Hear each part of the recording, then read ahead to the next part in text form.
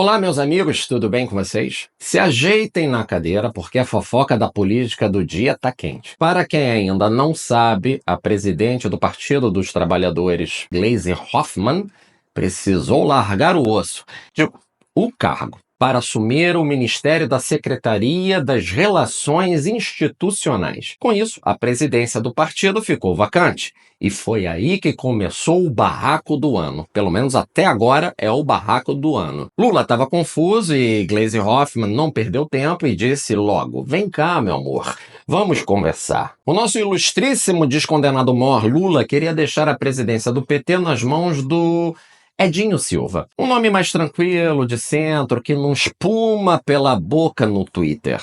Só que, meus amigos, Gleisi Hoffmann não gostou nadinha da ideia. Ela então resolveu armar um jantar conspiratório digno de filme de suspense na sua casa. E durante a sobremesa, meteu o pau em Edinho, para o próprio Lula. Sim, meus amigos. Ao invés de uma noite de taças brindando a democracia, tivemos uma sessão de Game of Thrones PT Edition. Mas qual era a intenção da Gleisi? Manter o controle do caixa do partido, é claro.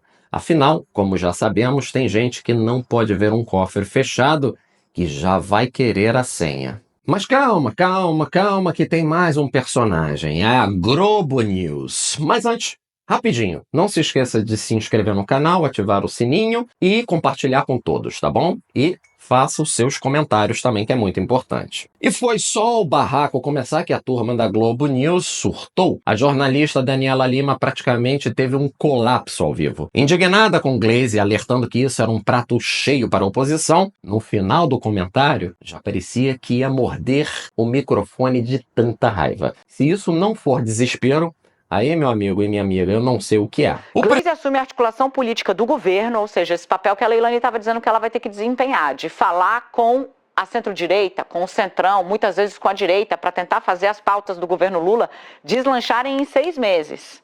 Ela assume a articulação política do governo sem conseguir pacificar o próprio PT. E deixando, gente, como cena de saída, digamos assim, dela da presidência do partido, uma discussão daquelas e na frente do Lula. Para você que chegou aqui agora, é importante entender que houve uma reunião, tá? Na antevéspera da posse da Gleisi, marcada para hoje, às 15 horas, na casa dela, para o qual Lula foi convidado e compareceu. Essa reunião era para pacificar a transição de comando no PT. Por assumir um cargo no governo, pelo regimento, Gleisi Hoffmann é obrigada a deixar a presidência do partido. Tem um candidato interino, um presidente interino, o senador Humberto Costa, do PT do Nordeste, inclusive. Mas haverá nova eleição. E aí é importante você ter em mente uma coisa. Sempre foi colocado, e está há meses sendo dito na imprensa, que o Lula tem um nome. Um nome de estilo sereno e que já tem vasos comunicantes com o centro. Chama-se Edinho Silva, ex-ministro e ex-prefeito de Araraquara. Este nome foi bombardeado diante de Lula pelos aliados da Gleisi. A reunião foi uma lavação de roupa suja. Motivo deste grupo que não quer Edinho Silva. Olha só o que eles dizem, falando aqui diretamente para vocês. Vou mostrar a conversa desse grupo, ela é uma conversa meio semiótica. Olha, o Edinho chegou costurando por cima, o Edinho não falou com quem já estava no poder, não conseguiu construir com esse pessoal que carregou o partido nas costas nos últimos anos, etc, etc, etc. Em tese, a nomeação da Gleisi tinha 2 objetivos: contemplar uma aliada que sempre foi muito leal ao Lula, pessoa física, e 2, acalmar o grupo dela no PT. Olha, tá aqui, vocês estão contemplados. Para que o Edinho, vencendo a eleição, pudesse trazer o time dele, como é de se esperar, ou não. Nesse caso, não. O pessoal, o grupo que apoia o Edinho, entre eles petistas assim de monta muito alta, voltamos aqui para a aberta, se a gente quiser mostrar os personagens envolvidos aqui atrás, o grupo que apoia o Edinho tem uma visão bem pragmática do que está acontecendo. Saiu a Gleisi, mas o time que está há anos controlando o caixa do PT, que está controlando verba partidária, que distribuiu o dinheiro nas últimas eleições, esse grupo não está a fim de sair. Esse grupo se tornou um grupo poderoso e tem, sob seu mando, uma espécie de mapa de onde o partido apostou e onde ele não apostou nos últimos anos. E é isso que está sob disputa agora. Aí você pensa, nossa, que perda de tempo ficar falando sobre presidência do PT. Não. Sabe o que virou isso, essa contenda? Um presentão para a oposição. A oposição está fazendo uma pergunta muito simples. Como é que alguém que não consegue pacificar o próprio partido que comandou por anos, não consegue fazer uma transição serena, vai sentar aqui para negociar com quem ela pensa absolutamente diferente?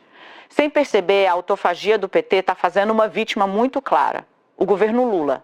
Vamos ver se o partido, em algum momento, acorda para isso. O primeiro a comentar a crise foi o blogueiro Otávio Guedes, que entrou no ar com uma energia de quem já aceita que o Titanic do PT bateu no iceberg e o violino já está tocando. Segundo ele, Lula pode estar no último capítulo da novela e a reeleição de 2026 já foi pro ralo. E como se não bastasse, trouxeram Joel Pinheiro para o tiro de misericórdia. Ele não poupou críticas, metendo o pau na escolha de Gleisi, criticando a ex-ministra da Saúde, Nícia Trindade, que saiu dizendo que foi perseguida por misoginia, mas na verdade fez uma gestão pior que fila no SUS e literalmente deixou as vacinas vencerem. Como é que alguém consegue deixar vacinas vencerem no meio de uma crise de dengue? Mistério. Para fechar o caixão, Joel também questionou a escolha de Padilha, mais um petista de carteirinha assumindo um cargo estratégico. O governo pode até tentar distinguir partido do governo Lula, só que ele está trazendo o partido cada vez mais para dentro do governo. Essas mudanças ministeriais agora são isso, né? O que se esperava, o que se discutia lá atrás? Olha, é um governo com dificuldades reais no Congresso. Por quê? Porque o Congresso, a gente sabe, tem muito poder, sim, hoje em dia, e o governo, no momento, não tem as ferramentas para mudar isso. É um governo com dificuldades crescentes junto à opinião pública, que é uma opinião mais à direita hoje em dia, com dificuldades crescentes junto ao mercado financeiro, que bateu um pessimismo fortíssimo no fim do ano passado, agora melhorou um pouco, mas está longe de ser uma situação de otimismo. Então, um governo com dificuldade de se relacionar em várias frentes. O que se esperava? Talvez uma reforma ministerial, o governo traga mais forças políticas para dentro de si e consiga, portanto, azeitar um pouco esses relacionamentos. O governo fez a aposta, até agora, aposta na direção oposta. Ele está tornando o governo Lula ainda mais petista do que era. A crítica lá atrás era: o governo foi eleito com uma ideia de frente ampla que nunca se materializou. O que o governo está dizendo agora é: bom, se aquilo lá atrás você achou que era pouca frente ampla, espero que vai vir agora. Agora, então, é mais PT puro sangue. A Gleisi Hoffmann representa a linha, digamos, mais raiz do petismo, das posições históricas do partido, defendida de maneira intransigente sempre, né? Representou isso à frente do PT. E eu vejo muita gente trazendo: mas talvez agora no novo cargo, no ministério, da relação com o Congresso e com as emendas, talvez agora ela revele um outro lado dela. Todas as vezes no passado em que eu esperei que um novo cargo fosse mudar a natureza da pessoa, revelando um outro lado, eu me decepcionei, eu me frustrei. Eu nunca vi uma pessoa mudar realmente quem ela é e quem ela sempre mostrou ser, porque ela está ocupando um novo cargo. Então eu realmente acho que a Gleisi, agora, na relação com o Congresso e dentro do Palácio do Planalto, vai continuar sendo a mesma exata Gleisi que a gente conhece, seja do PT, seja do governo Dilma lá atrás, com as mesmas exatas características. Uma defesa intransigente das posições históricas mais à esquerda do PT e uma postura de centralizar muito o governo ainda mais na figura do Lula e ser uma defensora, assim, de bater cabeça mesmo com quem quer que seja em nome do governo. Não é algo que vai facilitar, portanto, a relação com o Congresso. Muito pelo contrário. É algo que tende a dificultar a relação com o Congresso, que a gente sabe está muito mais à direita do governo e tem muitos interesses que não passam pelo governo. O Valdo trouxe um ponto muito relevante, né, Valdo? Realmente, o governo talvez agora não tenha uma ambição de PEC, mas não é por não ter ambição de PEC que o Congresso não possa dar muita dor de cabeça ainda para o governo ao longo desse ano. Último ponto, só naquela relação do ministro da Saúde, é uma opção. A ministra Nízia era uma opção ali técnica, né, do início do governo Lula, dizendo: em oposição ao governo Bolsonaro, que submeteu a saúde aos desígnios do presidente, a gente tem um ministério técnico. Agora, eu acho que mostrou uma servidora de carreira que tem até alguns números para mostrar positivos, tá? mas acho que mostrou também que a falta de um elemento político no ministério, às vezes, faz muita falta, né? Eu acho que tem alguns números de saúde, de melhora de várias vacinações, poderiam ser melhor mostradas, mas talvez até a dificuldade da ex-ministra Anísia de ter mostrado isso mostre um pouco como às vezes falta esse traquejo político, né? Que falta, cadê a marca? Só aparecia o Ministério da Saúde quando acontecia alguma coisa ruim. E aconteceram algumas coisas ruins bem sérias, né? A crise da dengue, as vacinas vencidas, a crise nos hospitais federais, teve uma série de momentos em que surgiu, né? E não soube se posicionar, não soube mostrar o lado mais positivo. Alexandre Padilha vai vir tentar remediando isso. Mas, de novo, bom, o Ministério da Saúde é um ministério que o PT sempre mantém próximo de si, né? É muito difícil ele querer negociar isso.